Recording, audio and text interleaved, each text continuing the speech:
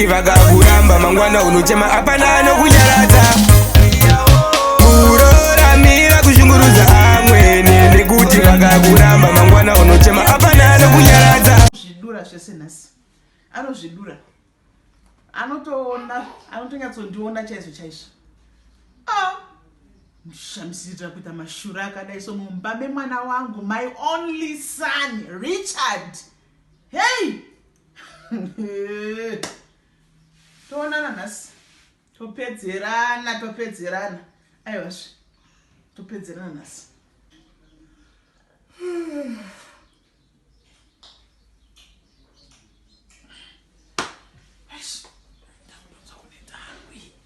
Nguva yekudzodzi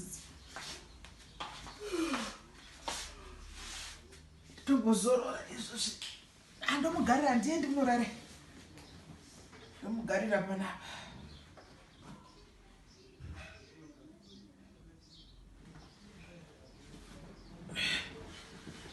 Auya asati nguva iko asati 1 o'clock idzi anotiza mashura mwana.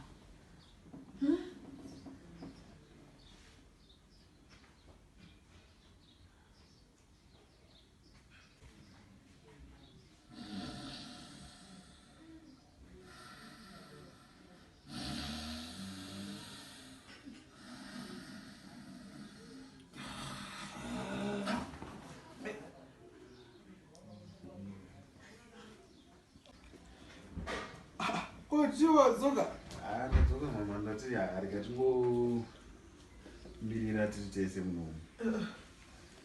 Wachigwa haachadzoki? Anodzoka mama, anodzoka. Ambonifonera effect, so nakuti harika nguva nichikuru. Sana toshamisika kuti muri munomu. Saka kana nekuchinja utatuchinja nekuti wakamira mukadzi kangu kakadai wechichi. Kana mama yesh. Watotastresika nemwana. Aiwa, autokupa ka BP uyu mukadzi. Bolatu mama musachi. Autokupa BP uyu. Tungorara hedu ndatoneta weni zvangu. Ndimi unofanira kunge muchienda kufanira nonorara. Ndatirega ndingomirawo zvangu ndione kuti ari right here achisvika. Mama so antiwo ndonenda kubasa rida watorara zviwo kana ndikutambira ndizomura ndizomfuira chichito zvaunenge utopinda bhizi ngenyana. Okay, andasvika. Asvika zvauri unenge utone basa nemwanangu mukadzi akakudyisa chetewo kwakuita noizi kudaro. Zvakandomirawo ni Richard akadyiswa amanzwa. Richard ada kurudziswa mashura.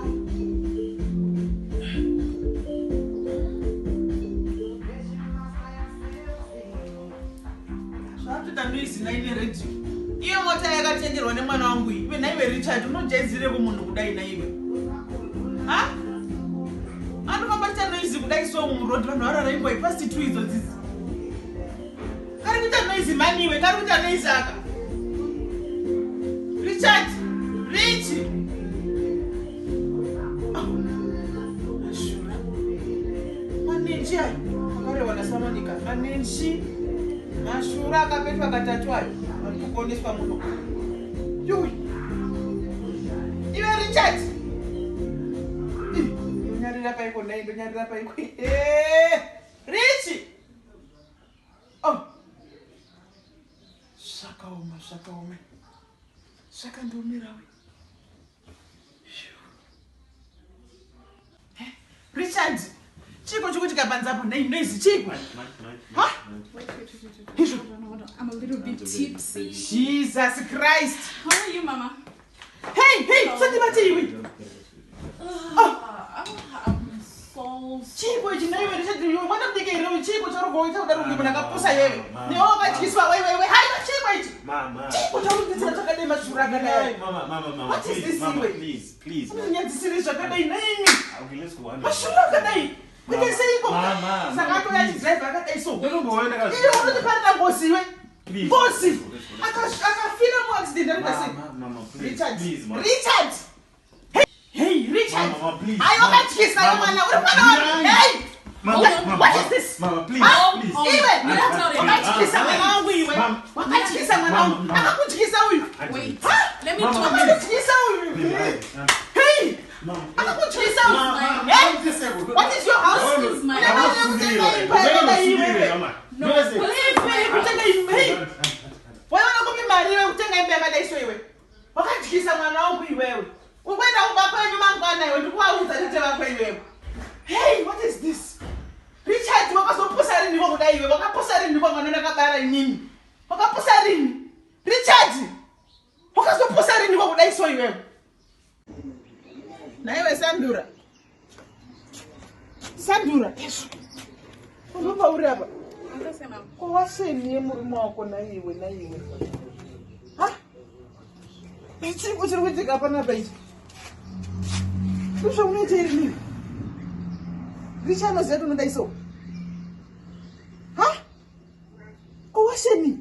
Kwa mumba China. Kwa Nzara. Tafadhali Nzara unazotiza BP1. Au zingine shuka ni BPN. Ha? Mama. Chisa tu. Naku respect enough. This is my house. Shamburu kuita andicha zhide. You're not getting in my nerves. Andizhide. This is my house.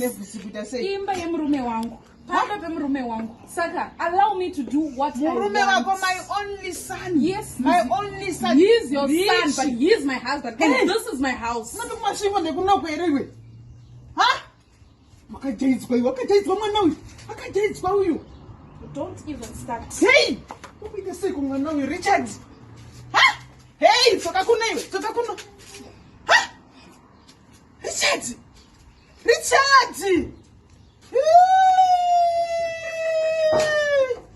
Mashura. Akapetwa katatu. Hey! Upite siku mwana huyu.